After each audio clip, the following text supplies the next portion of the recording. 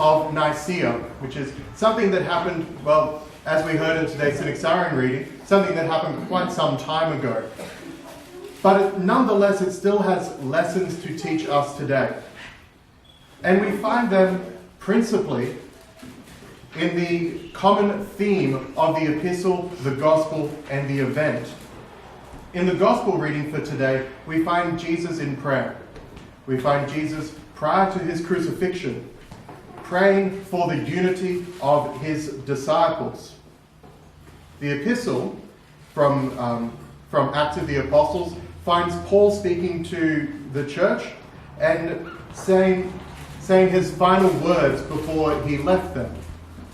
And he was telling them to, again, have unity, and particularly to beware of those who would take the unity of the faith away from them, to beware of what we today would call heretics.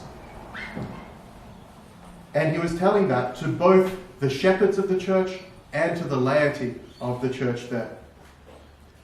And the last is the feast of today, that council, where the great theme is the unity of the faith and the repulsion of heresy.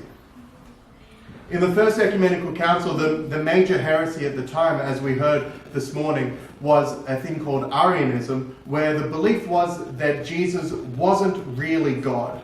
He was somehow short. Maybe he was the greatest angel, maybe he was the greatest prophet, maybe he just wasn't quite the creator, maybe it was just that there was a time when he didn't exist. All of this says much the same thing. All of this says that Jesus is not God. And the council responded, as we know, by saying, yes, Jesus is both God and man, all at the same time. We had successfully gone against Docetism in the first century, or Docetism, the heresy that Jesus only seemed to be man, hence the name.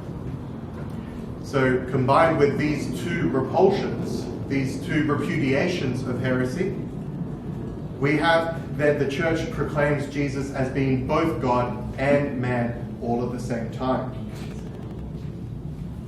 And they gave us the first half of the creed, and in one Lord Jesus Christ, the only begotten Son of God, and so on and so forth, that we joyously sing every liturgy.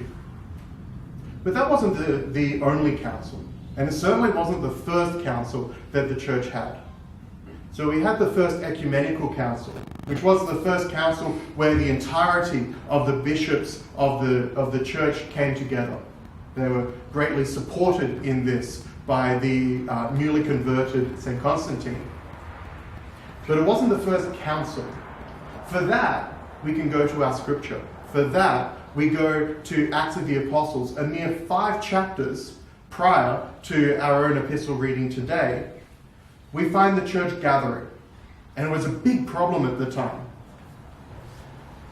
Do these new Gentile converts, the people who were not of us, them for the last several centuries, are they able to follow Christ? Or do they have to become Jewish first, and then, and only then, can they become Christian? It's a glorious thing that this council was put together as a response to difficulties had in evangelism. That the church was so successful that we had such a good problem, but nonetheless a problem that we needed to gather together to resolve. It was something that gave their stamp, their authoritative stamp on what had happened. These are only 2 examples of councils in the church in its history. There's many others, and many for similar reasons. We have the remaining ecumenical councils for the sake of defending the church against heresies and for bringing order to the life of the church. We can only consider the alternative, an alternative that is so damaging. The alternative being to have within the church factions and factionalism. Both are problems. The only thing that can come out of this is a thing called schism. Either in theory or in practice, this is the end result. It's something that it can either be a recognized one, where a completely new church is formed, or de facto, where a community is divided, where a community is even bifurcated. This is the only result of such factionalism. Instead, St. Paul calls us to something different. As he says to the Ephesians, he calls Christians to unity. He calls us to the unity of the Spirit in the bond of peace when he speaks to the Ephesians. We in our own parish can see this. We commented on the liturgy just past for Ascension that this Wednesday just past, 9 years ago, was the first working bee of the church of this parish as it restarted. 9 years ago from Wednesday. And I know that there's some people that were there then and are here now.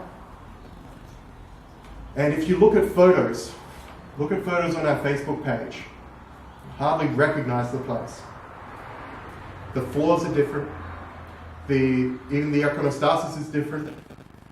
There's a great new appendix to our building. That we have a driveway that we can drive over.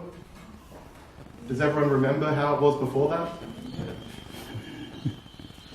Change is not a bogeyman that we need to fear of its own case, of its own cause. Things like these councils navigated what it was for the church to survive and to thrive.